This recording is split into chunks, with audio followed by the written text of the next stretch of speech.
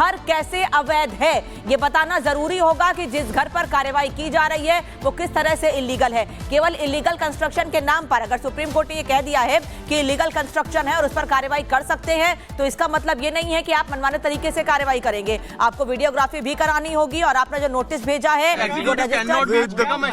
the court has discussed right to shelter, the court has discussed the value of house, the court has opened with a poem on this, and it has understood the value that a house has for someone. It is not just a property, it is the collective effort of all their life that one is able to make the house. So it is in light of that the court has passed these guidelines. The Supreme Court has also highlighted the separation of powers between demolition. Then yes, they will be personally liable for the restitution, and it has made it clear that the names of the police officer present and the civic official present for the demolition shall be in the report, and that report will be sent to the DM concerned on the same date. So last question, the Supreme Court has highlighted the separation of powers between executive and judiciary. Yes. What was that comment by the Supreme Court? The Supreme Court has highlighted the separation of power. The Supreme Court has said that executive does not have the power to punish. We have been saying this from day one since this whole bulldozer thing started, that the state does not have the power to punish. The state cannot be the judge. And court has reminded the executive that they are not the judiciary, and let judiciary do its perform its function and not interfere with in the sphere of the judiciary. आज bulldozer action को लेकर supreme court ने क्या दिशा निर्देश जो हैं वो पारित किए हैं? आज सुप्रीम कोर्ट ने एक बहुत ऐतिहासिक जजमेंट पास किया है। बुलडोजर जस्टिस, जो गलत टर्म है बुलडोजर जस्टिस का, जो भी था वो बुलडोजर इनजस्टिस था। आपने किसी भी अक्यूज के घर को किसी भी बात पे किसी पे भी इल्जाम लगा के घर तोड़ देते थे। अब सुप्रीम कोर्ट ने दिशा निर्देश पास किया है कि आपको नोटिस देना पड़ेगा, कम से कम 15 दिन का वक्त देना पड़ेगा। जो कंपाउंडेबल है प्रॉपर्टी का पार्ट उसे कंपाउंड किया जाएगा, और अधिकारियों पे एक जिम्मेदारी डाल दी गई कि अगर कोई अधिकारी गलती कर रहा है, कानून तोड़ रहा है इससे रिलेटेड, तो उनकी पर्सनल जिम्मेदारी होगी। अगर उन्होंने कोई प्रॉपर्टी डिमोलिश की है, इलीगली डिमोलिश की है, तो उसको रेस्टिट्यूट करने की। ये अपने आप में एक बहुत बड़ा प्रावधान बना दिया है कोर्ट ने, क्योंकि अधिकारी भी अब एक बार सोचेंगे जब उनकी खुद की जिम्मेदारी, उनके खुद के जेब से पैसा जाएगा। जब किसी गरीब मजलूम या किसी माइनॉरिटी का या किसी का घर जब तोड़ देते थे तो वो उस पर ज्यादा सोचते नहीं थे। सर, सुप्रीम कोर्ट ने कार्रवाई में भेदभाव की भी बात कही कि कुछ का घर तोड़ दिया जाता है, कुछ के घरों को छोड़ दिया जाता है। इस पर क्या सुप्रीम कोर्ट ने साफ तौर पर कहा? सुप्रीम कोर्ट ने साफ कहा कि अगर एक जगह घर है वहां पे और आपने एक ही लाइन में घर, आपने बस एक घर पकड़ा उसको तोड़ दिया, तो ये दिखाता है कि एक भेदभाव है। अगर एनक्रोचमेंट है उसी लाइन में बाकी घर हैं तो वो भी एनक्रोचमेंट है। तो लॉजिकल यही है कि अगर आप स्टेट हैं, आप बायस नहीं हो सकते किसी के अगेंस्ट, आप पे जिम्मेदारी है कि आप आर्बिट्रेरी नहीं हो सकते, बायस नहीं हो सकते। तो उसके लिए उन्होंने कहा कि अगर एक घर है और आपसे वो तोड़ है तो वो दिखाएगा कि ये एक आपका बायस है, एक प्रेजुडिस है, एक पर्टिकुलर लोगों के या कम्युनिटी के जिस तरीके से जो जजमेंट है उसको लेकर के यहाँ पे जो वकील है वो जानकारी यहाँ पर दे रहे हैं, और ये कहा गया इनकी ओर से साफ साफ कि अब जो अधिकारी हैं उनकी जिम्मेदारी यहाँ पर तय की जाएगी, रिस्पॉन्सिबिलिटी यहाँ पर तय की जाएगी। और शायद यही वजह कि जो अधिकारी हैं जो डिसीजन लेते हैं कि फला का जो घर है उसको उस पर एक्शन लिया जाएगा, तो उनको अब रिस्पॉन्सिबल बनाया जाएगा। और यहीं पे जो सुप्रीम कोर्ट की जो तमाम बातें कही गई हैं उसमें एक तरीके से रिस्पॉन्सिबिलिटी तय कर दी गई है अधिकारियों की भी, जो यहाँ पर कई बार जिनकी शिकायतें मिलती हैं। और ये भी कहा गया है कि आपको ये बताना पड़ेगा कि घर का कौन सा हिस्सा कितना अवैध है और कितने अवैध हिस्से को आपने कैसे तोड़ा है। बाकायदे आपको वीडियोग्राफी करवानी पड़ेगी, यानी कि प्रॉपर रिकॉर्ड्स कोर्ट के पास मौजूद होंगे कि अगर किसी घर को गिराया गया है तो उसका क्राइटेरिया क्या था, शिकायत क्या थी, अवैध कितना था और वैध कितना था। तो तमाम जो यहाँ पे याचिकाओं पे सुनवाई करते हुए जिस तरीके से कोर्ट ने पहले रोक लगाई थी बुलडोजर एक्शन को लेके, और आज अब बाकायदे उसके लिए प्रॉपर गाइडलाइंस जारी कर दी गई है। सुप्रीम कोर्ट ने कई बातें कही हैं, प्रॉपर पॉइंटर्स हमारे पास आए हैं। उनमें सबसे बड़ी बात यह है, कोर्ट ने कहा है यदि ध्वस्तीकरण का आदेश पारित किया जाता है तो इस आदेश के विरुद्ध अपील करने के लिए समय दिया जाना चाहिए। पिछले दिनों हमने बहराइच में देखा था, जो हिंसा हुई थी उसके बाद 2 दिन पहले नोटिस लगाया जाता है और तीसरे दिन एक्शन के लिए बुलडोजर वहां पहुंचाने की तैयारी हो जाती है।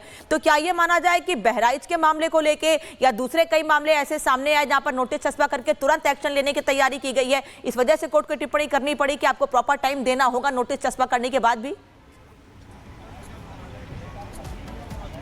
देखिए, जमीयत उलेमाए हिंद की ओर से जो याचिका की गई थी उसमें उत्तर प्रदेश के बहुत सारे मामलों का और अलग अलग राज्यों के बहुत सारे मामलों का जिक्र करते हुए, एग्जाम्पल सेट करते हुए यहाँ पे याचिका की गई थी। बहराइच की अगर बात जहाँ पे कर रही हैं आप, इसके अलावा अगर याद करें आप तो बहुत सारे मामलों में ऐसा देखा गया है कि अगर कोई आरोपी है तो आज वो आरोपी बनता है, परसों उस पर FIR होती है और अगले हफ्ते उसके घर पे बुलडोजर एक्शन की तैयारी कर ली जाती है। और शायद यही वजह है कि यहाँ पे सुप्रीम कोर्ट की ओर से अपने जजमेंट में इस बात को मेंशन करना पड़ा कि अगर कोई आरोपी भी है तब भी आपको प्रॉपर प्रोटोकॉल फॉलो करवाने होंगे, नोटिस चस्पा करना होगा, टाइम देना होगा और टाइम अगर दिया आपने, जवाब मिल भी गया आपको, इसके बाद भी आपको यहाँ पे सबूत इकट्ठे करने होंगे कि भाई घर जो अगले का है वो कितना अवैध है। एक चीज और भी यहाँ पर मेंशन की गई कि कई बार यहाँ पर देखा जाता है कि एक ही कॉलोनी में 50 घर बने हुए हैं, लेकिन जो कार्रवाई होती है वो सिर्फ एक घर पर होती है। तो क्यों ना ये मान लिया जाए कि जो आपने जो कार्रवाई की वो बदले की भावना से की है या फिर आपने सोच समझ की रणनीति के तहत की है। तो क्यों नहीं 40 घर पे आपने एक्शन लिया।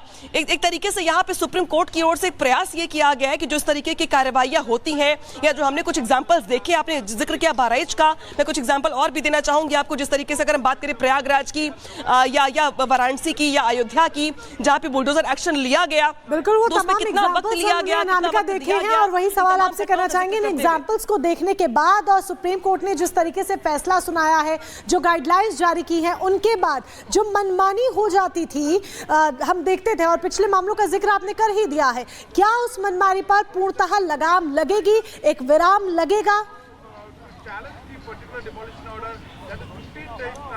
देखिए, कोर्ट की ओर से कोशिश यही है कि जो जिम्मेदार अधिकारी हैं उन पर यहां पर एक्शन लिया जाए, उनको बख्शा ना जाए। ये टिप्पणी भी की गई सुप्रीम कोर्ट की ओर से, जवाबदेही तय की जाए, ये भी यहां पर कहा गया है। तो ऐसे में अगर कोई अधिकारी भविष्य में ऐसा करता है तो उसे ये देखना पड़ेगा कि रिस्पॉन्सिबिलिटी उसकी भी है। कल को जो कोर्ट का डंडा है या यूं कहे तो कोर्ट की जो जजमेंट है वो एप्लीकेबल उन पर भी होता है। तो एक तरीके से मनमानी की जो शिकायतें आ रही थी, जिसको लेकर याचिका भी की गई थी, उस मनमानी पर रोक लगाने का यहाँ पर प्रयास किया गया। लेकिन जो बाकी अतिक्रमण होते हैं सड़कों पर, चौराहों पर, पार्क में, मंदिर में या किसी बाकी पब्लिक प्लेस पर, उस पर पहले की तरह ही जो राज्य सरकारों के पास अधिकार है वो सुरक्षित रहेंगे। राज्य सरकार चाहे तो वहां पे अगर लग रहा है किसी भी डेवलपमेंट अथॉरिटी को कि वो इलीगल है या अवैध है तो उस पर एक्शन ले सकती है, उस पर कोई रोक नहीं है। लेकिन किसी शख्स के, किसी व्यक्ति के शॉपिंग मॉल, मार्केट, घर, मकान, दुकान को लेकर के अगर कोई बुलडोजर एक्शन लिया जाएगा तो उसमें जो सुप्रीम कोर्ट की गाइडलाइंस है, जो जजमेंट है, उसका जिक्र किया जाएगा, उसको अप्लाई भी करवाया जाएगा, प्रॉपर नोटिस दिया जाएगा, नोटिस देने के बाद जवाब मिलने का मौका दिया जाएगा। ऐसा नहीं होगा कि हमने आपको नोटिस आज दिया, घर में कोई स्वीकार करने वाला भी नहीं है और कलेक्शन हो गया। कई बार ऐसा भी देखा गया है कि जब घर के अंदर परिवार के लोग मौजूद होते हैं,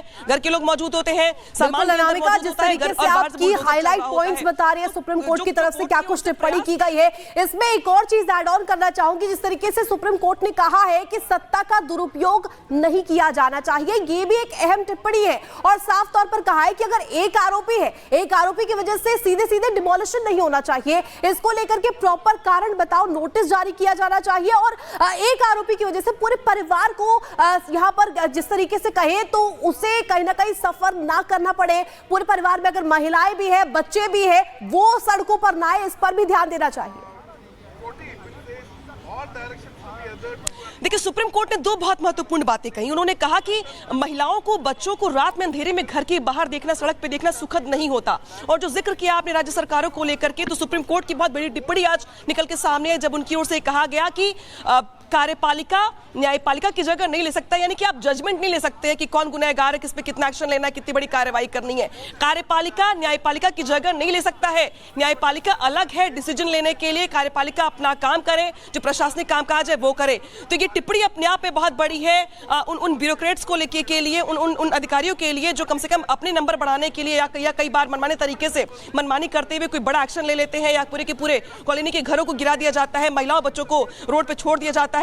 तो उन मनमानियों पर रोक लगाते हुए यहाँ पे सुप्रीम कोर्ट की ओर से जो बुलेट पॉइंट्स दिए गए, उसमें इस बात का जिक्र किया गया है कि आप कार्यपालिका हैं, न्यायपालिका नहीं है। न्यायपालिका का काम है न्याय देना, जस्टिस देना, डिसीजन लेना।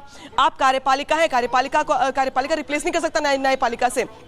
दूसरी बड़ी बात यहाँ पर यह है कि जब जजमेंट की शुरुआत हुई तो जो एक कविता पढ़ी गई प्रदीप गुप्ता की, उसमें कहा गया कि घर आशियाना सपना टूटे ना किसी का, इसका जिक्र यहाँ पर किया गया। हमारे सहयोगी अखिलेश यहाँ पे जुड़ गए ज्यादा जानकारी के साथ। अखिलेश जी, आप अंदर मौजूद भी थे।